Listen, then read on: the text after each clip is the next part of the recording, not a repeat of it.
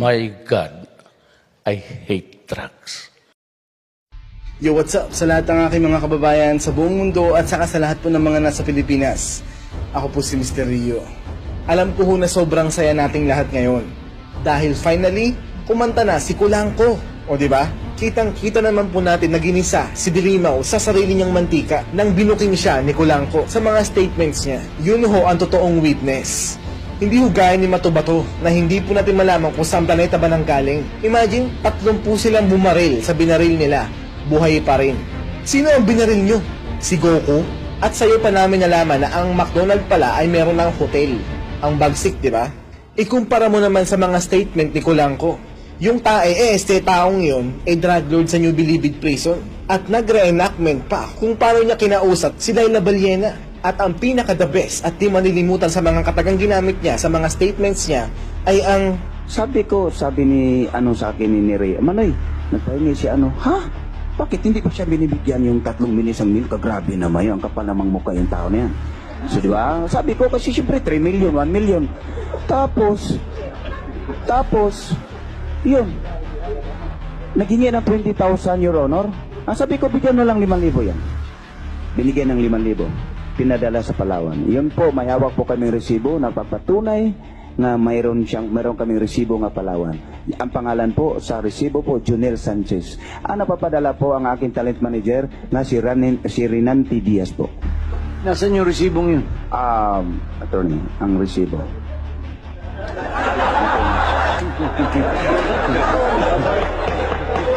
O diba? Ganun katindi si Kulangko. Kulangko. Sorry po. At may mga hawak pa siyang ebidensya. Si Matubato, wala lang, nagsalita lang siya. At imagine, bago ang Senate hearing na yun, meron na siyang interview sa New York Times. Ibig kong sabihin nun, ang local and international media ay kasabwat ni Dilimaw para lang pabagsakin ang ating mahal na presidente. Bobo lang ho talaga ang di makakahalata ng mga ginagawa nila. Ang nakikita kong rason kung bakit kumanta si Kulangko ay tinabla siya ni Dilimaw. Nilipat siya ng kulungan sa NBI para yung buong New Bilibid Prison ay mapasakamay ni JB Sebastian. Siguro mas malaki ang binibigay na suhol ni JB o mas type ni Dilimaw si JB. Kayo na lang ho ang bahalang humusga. Tapos kung ano-ano na naman mga palusot ang mga ginawa ni Dilimaw na kaysyo sinisiraan lang siya. Ay naku madam, bobo lang ho ang maniniwala sa'yo. Sa tingin ba ni Senator Cayetano na sa kanyang tagumpay na matanggal sa akin ng Committee on Justice ay gaganda na at imano ang imahe ng Pilipinas sa mundo? Ay oho, mas gaganda ho ang imahe ng Pilipinas at ng gobyerno. Kasi mga basura lang naman ho kayo. Ang mga basura ho ay panira lang naman talaga kaya dapat ho kayong itapon. At ang 14 million voters mo doesn't really exist. Dahil ang nagpanalo lang naman sa'yo ay ang PCOS machine. Para mapunta ka sa kinalalagyan mo ngayon at para kontrahin ang presidente namin. Pansin mo, viral ang mga video mo dahil nagdiriwang ho kaming lahat sa pagbagsak mo. Gaya ng pagpapatalsik sa'yo sa pagiging mong chairman committee sa investigasyon ng extrajudicial killings. What more kung makukulong ka pa? Aba, magpapaparty ako nun. Invited kayo At dapat naman ho talaga kasi kayong makulong. Oo, kayo ng mga kaalyado mong mga kultong dilaw. Dahil kayo ho ang literal na basura sa gobyerno. Mga sagabal kayo sa pagbabagong gustong mangyari ng mga Pilipino. At may paiyak-iyak ka pang hinayupa ka. Hoy Dilimaw, kung talagang makatao ka, dapat di ho naging talamakan droga sa Pilipinas. Dahil sa inyo, dumami ang adik sa Pinas. Kaya wag mo kaming paandaran ng mga paiyak-iyak mong hinayupa ka. Ha? Isa ako sa mga Pilipino na galit sa mga kabobohan nyo ng mga kaalyado nyo. Human rights nyo mukha nyo ng mga bobo mong kaalyado. Itong mga huling mga kataga ko na wag nyo malimutan. Alam nyo ba kung bakit lubog ang Pilipinas sa kahirapan? Dahil magmula noong 1986, ang mga kultong dilaw ay naghasik ng kabobohan. Pagpasensyahan nyo na po ang mga kataga ko. Nakakabwisit lang talaga makakita ng mga taong ginagawa tayong mga bobo. So pag nakulong si Laila Baliena at lahat ng mga taga-LP, magdiwang tayo lahat, mga kasoli Duterte. Ako po si Mr. Rio. Peace pa rin, syempre. What's up sa lahat ng aking mga kababayan sa buong mundo at saka sa lahat po ng mga nasa Pilipinas. Ako po si Mr. Rio. Bago ko simulan ang topic natin ngayon, mensahe muna para sa mahal nating Pangulo. Please, ingatan niyo po lagi ang sarili niyo, Mr. President. Kung meron lang akong kapangyarihang bigyan ka ng shield para lang masiguradong safe ka palagi, gagawin ko. Kaso wala So shut up na lang ako. Lagi po namin pinagdarasal ang kaligtasan mo dahil alam namin kayo lang ang may kakayahang ayusin ang bayang to. May God be with you always, Mr. President. So, simulan na natin.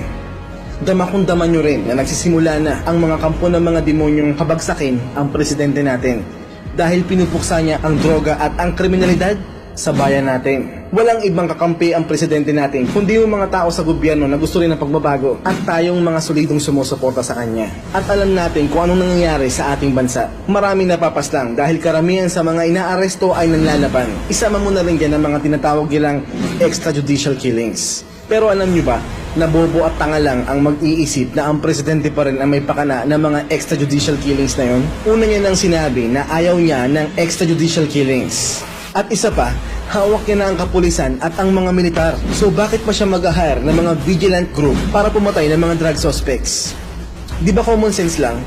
Ang sabihin nila, yung mga kumakalaban sa presidente natin ang may pakana ng mga extrajudicial killings na yan. Bibigyan ko kayo ng sample. Ito yung mga demonyong kumakalaban sa presidente natin. May mga hawak na general yan na pumuprotekta sa mga drug lords na napagkakakitaan nila sigurado. Ang mga drug lords na yan ay may kanya-kanyang mga hawak na mga drug pushers. Ang mga pushers na to ay pwedeng maging ordinaryong taong kumapit sa patalim dahil sa kahirapan. At pwede ring mangilan-ngilan sa mga pulis na malaki rin ang pangangailangan. So ang mga pushers na to ay may kanya-kanya ring mga suki. Sila yung mga drug users na lumilika ng iba't ibang klaseng krimen.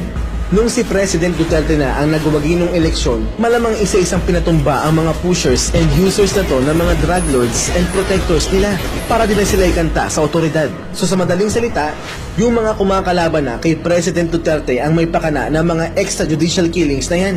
At magpapatumba rin sila ng mga inosenteng tao para ibaling ang sisi sa presidente natin para masira siya sa mata ng taong bayan. Kaya ko nga nasabi na bobo at tanga lang ang mag-iisip na ang presidente pa rin ang may pakana ng mga extrajudicial killings na yan. Kaya ni Baron Kupal na hindi alam ang mga pinagsasabi sa video niya. May masabi lang, bakit Boss Baron? Napaslang na ba yung mga pusher na pinagkukunan mo ng stock mo?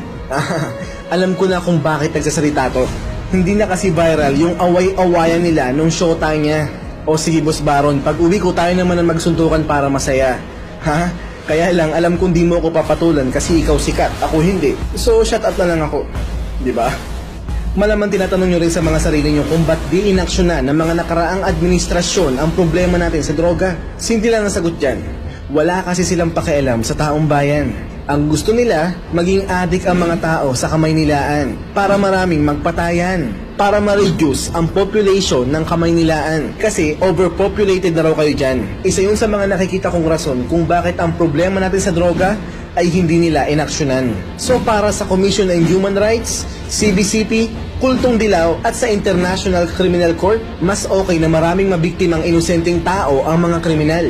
Hindi against human rights yun. Pero pag ang mga kriminal na ang tinugis ng otoridad, isang malaking kalapastanganan yung sa karapatang pantao ng mga kriminal. Wow! Nakakabobo lang, di ba? Actually, di naman sila mga bobo at tanga. Sinadya lang talaga nila magtanga-tangahan dahil yun ang inutos sa kanila ng mga puppeteers nila. Puppet lang naman kasi ang mga to ng mga puppeteers nila na ayaw ang presidente natin. Na mas gusto sila. Kaya lahat ng hakbang ay gagawin nila, mapatalsik lang ang presidente natin para makontrol nila ang bayan natin. Pansinin nyo, nakikialam na ang US, UN at iba pang international groups na kesyolabag daw yun sa karapatang pantao ng mga kriminal. Wow! So dahil sa pakikialam nila, may mensahe tayong mga Filipino sa kanila. We, the people of the Philippines, would like to request your assistance on eliminating the drug menace in our country. Please provide us rehabilitation centers, medicines, equipments, and medical personnels. Please also provide livelihood assistance and trainings for those who wants to quit in their drug business, like mind-setting, capability building, and most especially, capital to enable them to start their new life. But if you cannot provide us your assistance, will you leave us alone? Let our president do his job and solve our country's problem. Your criticisms could not help unless you offer a solution. We, the 91% of the population, trust our president that he can do his job properly and effectively. Don't interfere in our internal affairs because you did nothing about this for a very long time. Extrajudicial killings happens many times before, but you're just acting deaf and mute. Now we have a president having a strong will with a heart to face the challenge. And now you are barking like a dog? Please allow us this time to make change in our country. Okay? Pasensya na po kayo sa English kong barok. Kung inarabi ko sila, mas lalong din nila ako maiintindihan. Di ba? Binasa ko lang po yung mensahe na yun na nanggaling sa FB. Maraming salamat sa gumawa nun. The best ka, kapatid. So yun, nagsisimula na silang ibagsak ang presidente natin, mga kapatid. At lahat gagawin ng mga yan para lang maging successful ang mga plano nila. At pag nangyari yun, it's going to be the fault of Duterte administration. Kaya dapat, huwag nating hayaang mangyari to. So ito ang simpleng tanong para sa ating lahat. Papayag ba tayo na muling maghari ang mga walang kwentang demonyong puppet sa ating bansa? Siyempre hindi na. Yun ang literal na never again. Kung nandyan lang ako, malamang isa ako sa mga mangunguna sa kilusang poprotekta sa presidente natin. At ito ang simpleng mensahe sa lahat ng mga taong gustong pabagsakin ang presidente namin. Kahit magdeklara siya ng martial law, nasa kanya pa rin ang suporta namin. Alang-alang sa magandang kinabukasan ng mga anak natin.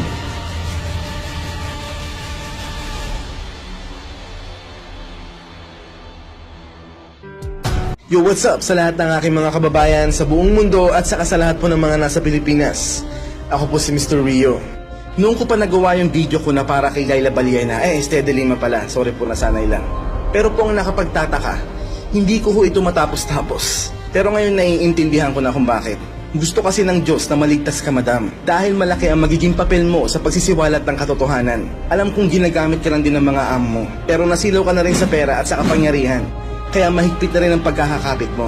Habang painit ng painit ang issue tungkol sa pagkakasangkot mo sa illegal na droga, palapit din ang palapit sa aming lahat ang inaasam-asam naming katotohanan.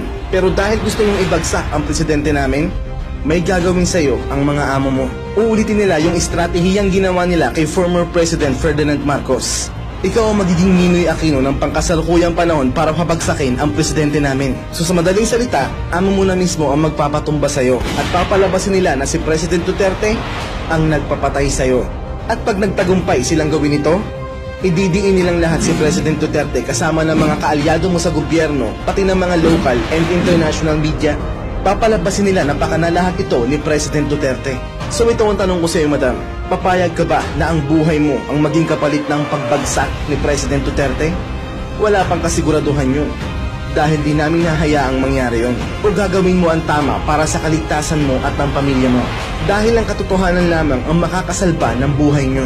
Humingi ka na ng proteksyon kay President Duterte at sabihin mo sa kanya lahat ng mga nalalaman mo tungkol sa kasamaan ng mga amo mo. Kung gusto mo pang makasama na matagal, ang pamilya mo. Hindi ho ito isang banta, pagkus ito po'y isang babala. Dahil ang magiging susi ng tagumpay ng mga amo mo ay ang iyong pagkawala. So ngayon, ikaw na ang may hawak ng kapalaran mo. Gawin mo ang tama kung ayaw mong mapahamak ang buhay mo at ang pamilya mo.